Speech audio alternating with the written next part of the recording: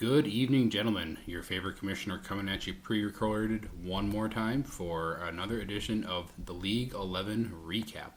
This week we're reviewing Week 5. Week 5 is in the books, and we are officially on to the recap of it before we can officially start Week 6. So, without further ado, with further ado, I should say. Like I said, every week I'm going to try to do something a little different. I'm guessing I'm going to eventually start running out of ideas. But this week I came up with something for something to review. So what we're going to do is we're going to look at according to Yahoo and according to the rules that we have in place, or the scoring rules that we have in place, we're going to look at the top five players from each position in like the main roles. So we're going to look at the top 5 quarterbacks, top 5 running backs, wide receivers, tight ends, and then we're also going to see which teams in our league has those players. So just kind of maybe, just something a little fun. Like I said, you guys probably don't care, but hey, whatever. So anyways, now without further ado, we're going to dive into the first matchup of the week, which is between Mike and Tim. And Mike, you guys, now remember, you win $50 if you win the regular season, and you win another $50 if you score the most points.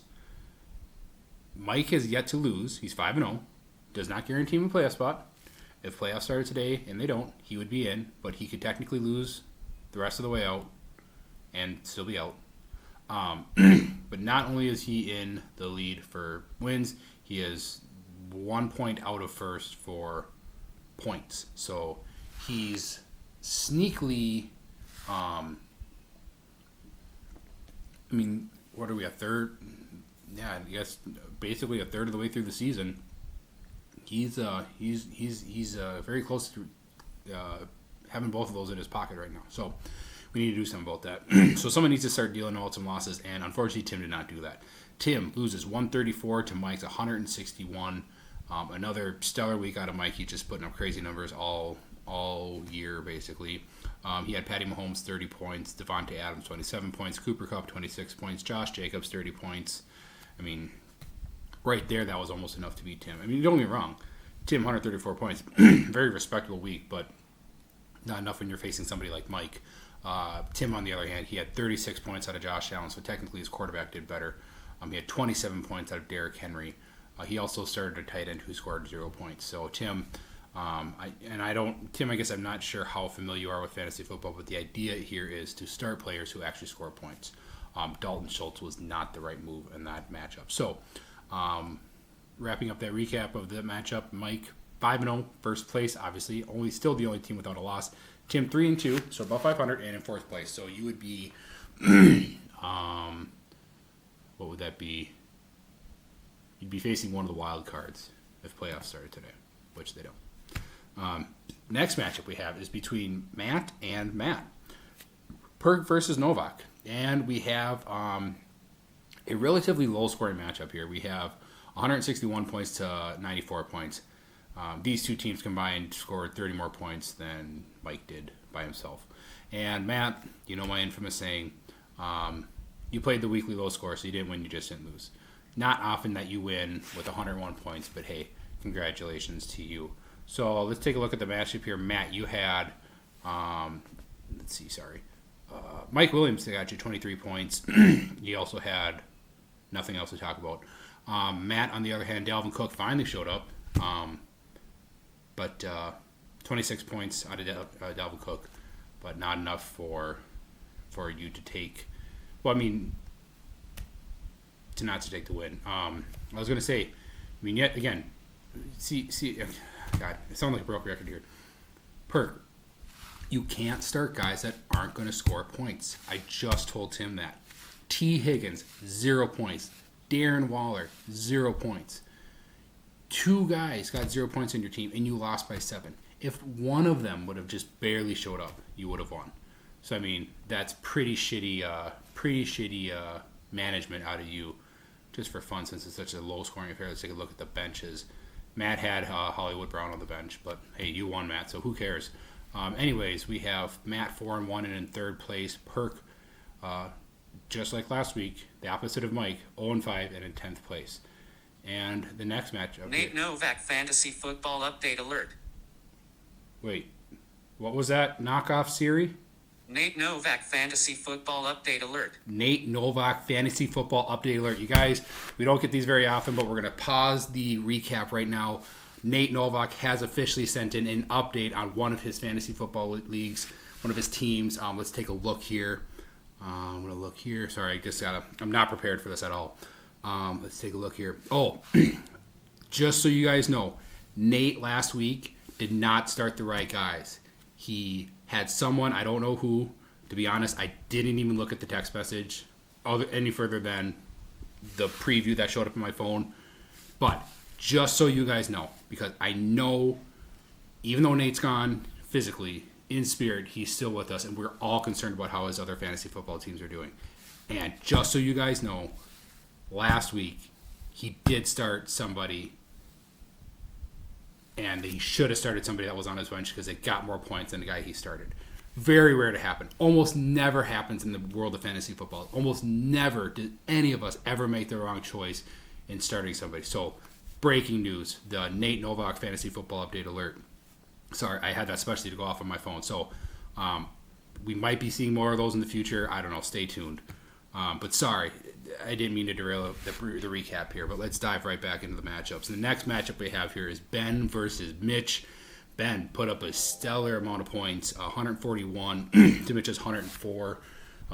Ben 2-3 and in 7th place. Mitch 1-4 and in 9th place. Both of these boys would not be in the playoffs if they started the day. They would be, if they started today, they'd be completed for the plate. But if you also remember, Ben last year started out in the toilet bowl for like the first half of the season and then won the whole goddamn thing. So matchup, 20 points out of Tom Brady. Ben had 20 points out of Tom Brady. He had 25 points out of Nick Chubb, 23 points out of Alvin Kamara. He didn't have anything on his bench worth mentioning. Mitch, on the other hand, he had Dameon Pierce, Church's boy, 20 points. He also had 24 points out of Stephon Diggs. Had Jeff Wilson on his bench. I mean, you start whoever you want. I mean, honestly, I can't even fault you for that. I mean, you got Joe Mixon and Dameon Pierce and Jeff Wilson. Really, you got a three-sided coin to flip. Flex, you had Amon-Ra St. Brown in your flex. He didn't do shit, but whatever. But anyways, point is, doesn't matter. Both of you guys suck. Next matchup. We have Nick and Brandon. And, never mind. Get into that in a second. Nick, 168 points. Most points scored this week versus Brandon's 133 points. Both him and Tim had 130. Well, Tim had 134. Brandon had 133 points, and they both lost. So, sounds like they just ran into the wrong team at the wrong time. Nick 4-1 and in 2nd place. Brandon 2-3 and in 6th place, just barely in playoffs if he started today, which they do not. Nick is the one giving Mike the run for the points. So, I mean, do whatever you want, but try to stop one of them. Nick, Jalen Hurts for 28 points. Austin Eckler got him 36 points. That's anytime any of your players score 30 plus points is pretty good. Mark Andrews 23 points. Breece Hall finally showed up after just dud after dud after dud. 28 points out of him. He also had he had Gabe Davis on his bench. What did he have? A 98-yard touchdown and a 62-yard touchdown. He didn't even need him. He could, and that's the funny thing. He could have started. He could have started Gabe Davis over anybody over other than Austin Eckler. He would have probably he would have been pushing 200 points this week, and that doesn't happen very often.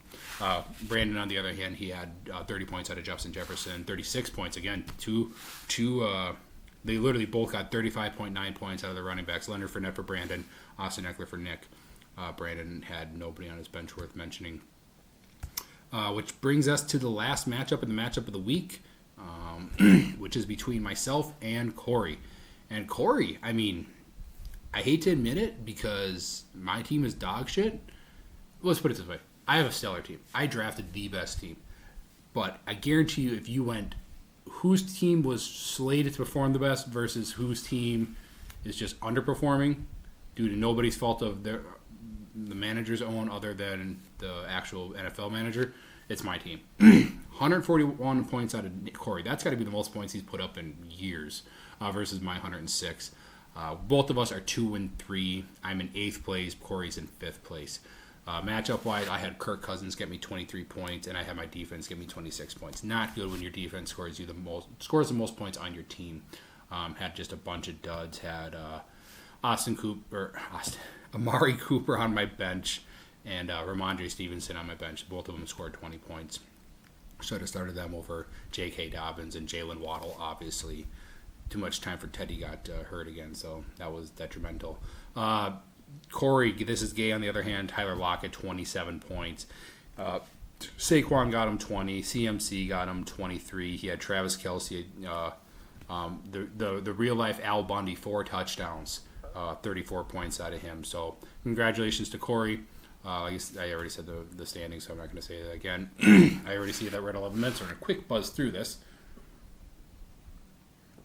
So as I said, I ranked out per Yahoo, per our scoring, the top 5 at each position so far through 5 weeks: quarterback, tight end, running back, wide receiver.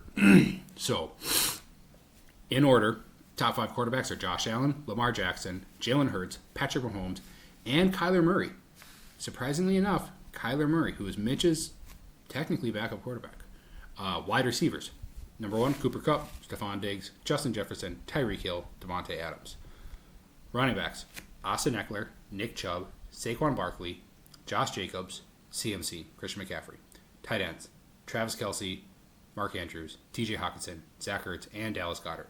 So what I did, I thought it'd be interesting to see, out of these 20 players, who has the most on their team, who has the fewest.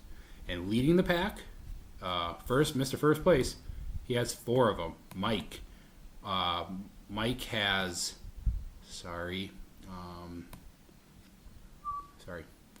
gotta be careful with this. Whatever, doesn't matter. Mike has Patrick Mahomes, the 4th quarterback. He has Cooper Kupp, the number 1 wide receiver. He has Devontae Adams, number 5 wide receiver. And he has Josh Jacobs, the number 4 running back. Tied for second, Corey, Nick, and Mitch all have 3 of those players on their teams. Not going to run through them, but you guys know which players you have. Tied for third, Brandon, Ben, and Matt. Each of you guys have 2 of those 20 players. You have 10% of the top, not really top 20, but technically top 20 players. Tied for fourth by himself, Tim with 1. So you're probably thinking, well, that's only 8 teams, and that's all 20 players. Because all those numbers add up to 20. I'm sure you're doing that. Perk and I have none of those players on our team. So there's that. All right. Before this gets any longer, and I'm sure all you guys have already stopped watching, I'm going to wrap this up. So good luck in week 6, and we'll see you next week.